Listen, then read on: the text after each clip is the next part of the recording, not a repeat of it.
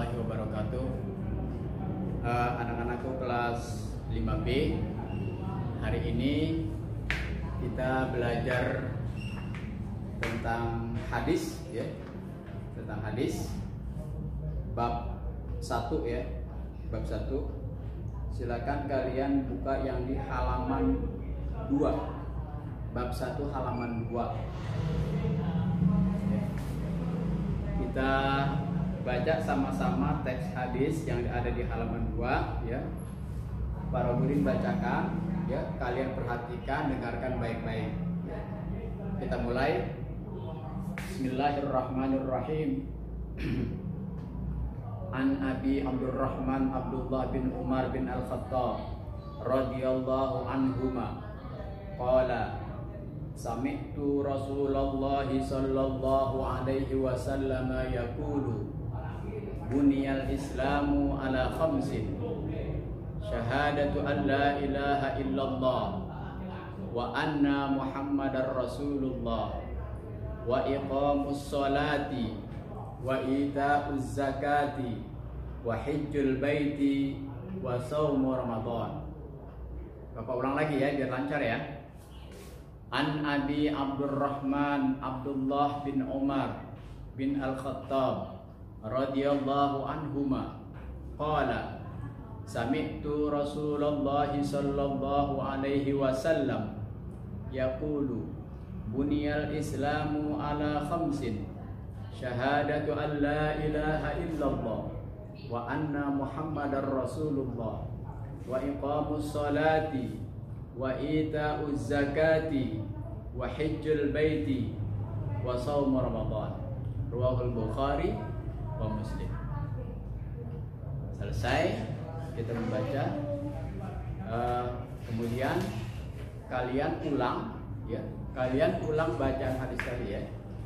Ulang bacaan hadis tadi. Semuanya masing-masing ulang. Silakan. Sudah? Ya. Kalau sudah, kita baca terjemahannya. Ya.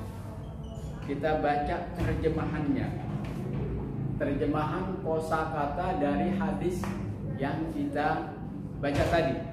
Ya. Sami'tu, aku pernah mendengar. Bunia, dibangun. Ala khamsin, di atas 5 dasar atau 5 perkara. Syahadatu, pengakuan atau pembenaran. Iqamu, menunaikan. Ita'u, mengeluarkan. Saumu, puasa. Terjemahan secara lengkapnya ya, terjemahan secara lengkapnya hadis yang kita baca tadi dari Abdurrahman Abdullah bin Umar bin Al-Khattab berkata, aku pernah mendengar Rasulullah Shallallahu Alaihi Wasallam bersabda, Islam itu dibangun di atas 5 pondasi. 5 pondasi. Yang pertama, persaksian bahwa tiada Tuhan selain Allah dan Nabi Muhammad Rasul Allah. 2, melaksanakan sholat. 3, mengeluarkan zakat. 4, haji ke Baitullah. Dan 5, puasa di bulan Ramadan. Hadis riwayat Bukhari dan Muslim. Hadis yang barusan kita baca tadi ini menjelaskan tentang rukun Islam ya, rukun Islam. Rukun Islam itu ada berapa? Ada 5. Kita mengetahui rukun Islam itu ada 5 ini berdasarkan hadis ini yang kita baca tadi ya. Yang kita baca tadi, rukun Islam ada 5 ya. Yang pertama apa tadi? Syahadat. Syahadat. Yang pertama tadi syahadat. syahadat. Syahadat tauhid dan syahadat rasul. Syahadat tauhid, asyhadu an la ilaha illallah. Syahadat rasul, wa asyhadu anna muhammadar rasulullah. Yang kedua sholat, ya, mengerjakan sholat 5 waktu. Yang ketiga, apa tadi yang ketiga? Yang ketiga itu zakat, membayar zakat. Yang keempat, saum Ramadan. Apa itu saum? Saum itu puasa, ya, puasa di bulan Ramadan. Yang kelima, pergi haji, ya, pergi haji ke Baitullah. Kita urut lagi. Yang pertama syahadat, ya. Syahadat itu apa tadi artinya syahadat? Persaksian, ya. Syahadat itu terbagi 2. Yang pertama syahadat tauhid, ya. Yang kedua syahadat rasul. Itu syahadat tauhid. Asyhadu alla ilaha illallah. Syahadat tauhid. Yang kedua syahadat rasul. Apa itu syahadat rasul? Wa asyhadu anna muhammadar rasulullah. Asyhadu alla ilaha illallah. Aku bersaksi bahwa tiada Tuhan selain Allah. Wa asyhadu anna muhammadar rasulullah. Dan saya bersaksi bahwa Nabi Muhammad itu adalah utusan Allah. Itu ya. Yang kedua sholat. Sholat 5 waktu, ya. Kita diwajibkan untuk melaksanakan sholat 5 waktu itu. Yang jumlah rakaatnya itu ada berapa? Coba ada yang tahu nggak? Ada berapa jumlah rakaat kita sholat 5 waktu? Berapa? Berapa rakaat? 17 rakaat. Dari asar, maghrib, isya, subuh, zuhur. Semuanya kalau kita jumlah ada 17 rakaat dalam sehari semalam. Tentang sholat, ya, tentang sholat ini ditentukan, dijelaskan tentang waktu-waktunya, ya. Waktunya sudah ditentukan. Ada yang waktunya malam hari, ada yang waktunya siang hari, ya. Waktu sudah ditentukan. Kita nggak sembarang sholat itu, ya. Harus sesuai dengan waktu-waktu yang sudah ditentukan. Kemudian fungsi sholat itu sebagai apa? Ya, sholat itu fungsinya adalah inna sholata tanha 'anil fahsya'i wal munkar. Sesungguhnya sholat itu dapat mencegah perbuatan yang keji dan munkar. Kita bisa melihat seberapa baik, ya, sholat seseorang itu kita bisa lihat dari apa? Dari kesehariannya, ya. Kita bisa melihat orang itu sholatnya baik atau tidak. Kita bisa lihat, kita bisa nilai dari kesehariannya. Perilakunya sehari-hari itu bagaimana, ya? Kalau orang itu perilakunya setiap hari itu baik, ya, akhlaknya bagus, tidak bohong, tidak menipu, tidak maksiat, ya, itu pertanda sholat itu bagus, sholat itu benar, baik dikerjakan. Sebaliknya, ada orang sholat, ya, ada orang tiap hari sholat, dia 5 waktu dia kerjain, tapi perilakunya sehari-hari itu tidak mencerminkan orang sholat. Dia sholat tapi masih tetap berbohong, dia sholat tapi masih tetap menipu, dia sholat tapi tetap masih mencuri, jalan terus, mabok-mabokan jalan terus, padahal dia sholat, ya. Nah, ini artinya apa? Orang yang seperti ini, ya, berarti ada yang tidak beres dengan sholatnya. Sholatnya tidak beres, artinya sholatnya tidak benar, ya. Dia hanya sekedar menggugurkan kewajiban saja, Ya. Karena fungsi sholat itu inna sholata tanha anil fahsya'i wal munkar. Sholat itu pada dasarnya dapat mencegah perbuatan keji dan munkar. Jadi kalau ada orang yang sholat tapi dia masih berbuat maksiat, berbohong, mencuri dan sebagainya, itu artinya sholatnya yang dipertanyakan. Ya. Ada yang tidak beres dengan sholat. Ya.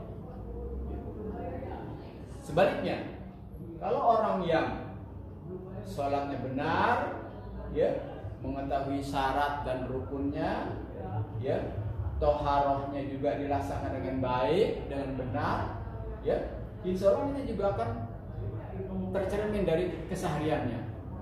Ya. Tidak mungkin kalau orang yang sholatnya baik, orang sholatnya benar, dia melakukan maksiat, tidak mungkin. Ya. Karena fungsi sholat tadi dapat mencegah perbuatan keji dan munkar. Yang ketiga, zakat. Ya. Zakat itu mengeluarkan, ya, atau membelanjakan sebagian harta yang kita miliki, ya, kemudian diberikan kepada mustahik, diberikan kepada orang yang berhak menerima apa? Zakat. Ya. Kita jangan menyangka bahwa harta yang kita miliki itu 100% punya kita. Ya. Harta yang kita dapat dari usaha kita, dari kerja kita, ya, dari keringat kita, di situ ada 2,5%. 2,5% milik orang lain, bukan kita pribadi. Memang kita yang kerja, kita yang dagang, kita yang usaha, ya, kita cari nafkah. Tapi di situ ada 2,5%, ya, milik orang lain. Orang lain itu siapa? Fakir, fakir, miskin, ya, amil, sabilillah, ibnu sabil, gharib dan sebagainya. Cuman yang paling utama kita utamakan itu dari fakir dan miskin dulu. Ya. Jadi harus kita serahkan kepada mustahik harta yang kita miliki, ya, yang sudah ada ketentuan-ketentuannya, ada persentasenya, ya. Jadi harta yang sudah mencapai berapa harta yang sudah mencapai berapa yang harus kita zakatkan, ya. Ada persentasenya, ada nisabnya, ada haulnya dan sebagainya. Kemudian yang keempat, puasa, ya, puasa Ramadan. Kewajiban puasa Ramadan ini dijelaskan dalam surat Al-Baqarah ayat berapa tadi? Ayat 183, ya. Ini ayat ini sudah tenar, ya. Ketika Ramadan datang, ya, kita sering dengar ini ayat ini. Ya ayyuhalladzina amanu kutiba alaikumusiyam kama kutiba 'alal ladzina min qablikum la'allakum tattaqun. Wahai orang-orang yang beriman, diwajibkan atas kalian berpuasa sebagaimana umat-umat sebelum kamu. Ya. Jadi kewajiban puasa ini bukan hanya untuk umat Islam saja, ya. Bukan untuk kita saja, tapi kewajiban puasa ini umat sebelum kita. Umatnya Nabi Musa, umatnya Nabi Isa, orang Yahudi, Nasrani diwajibkan puasa. Bukan Islam saja. Ya. Kenapa harus ada kata-kata kama kutiba alal ladzina qablikum? Maksudnya supaya umat Islam jangan protes, jangan malas puasa. Ya. Orang umat terdahulu aja puasa, masa kita kagak? Umat terdahulu aja Yahudi, Nasrani diwajibkan puasa, masa orang Islam nggak mau? Kayak gitu. Ya. Nah itu. Jadi kewajiban puasa ini, ya, puasa Ramadan, ya, yang 1 bulan penuh, bukan hanya orang Islam saja, tapi umat-umat terdahulu. Ya, umat-umat terdahulu juga diwajibkan berpuasa. Yang terakhir, haji. Ya. Walillahi 'alan nasi hajjul baiti man istata'a ilaihi sabila. Ya. Kewajiban haji melaksanakan ibadah haji ini dikhususkan bagi yang mampu ya, bagi orang yang mampu saja. Manis tatoa, ya. Hanya untuk orang yang istitoa, orang yang mampu melaksanakan haji. Kalau yang nggak mampu ya enggak. Ya. Orang yang nggak mampu berhaji nggak diwajibkan. Yang diwajibkan itu hanya orang yang mampu saja. Ya. Orang yang mampu. Dan kewajiban haji itu hanya satu kali seumur hidup, satu kali seumur hidup. Sedangkan yang kedua kali, ketiga kalinya itu tidak diwajibkan. Anak-anak sekalian, jadi berdasarkan hadis tadi, ya, Bunyal Islamu ala khamsin, ini menjelaskan tentang urutan rukun Islam. Jadi rukun Islam ada berapa tadi? Ada 5, ya. 1 syahadat, 2 sholat, 3 zakat, 4 puasa, 5 haji. Haji kemana nih? Ke Baitullah, masa ke tempat lain, ya, ke Baitullah. Ya, anak-anak sekalian, pelajaran hadis ya, untuk hadis yang pertama sudah selesai ya. Bapak cukupkan sekian. Insyaallah kita akan lanjut lagi nanti pada pelajaran berikutnya. Assalamualaikum warahmatullahi wabarakatuh.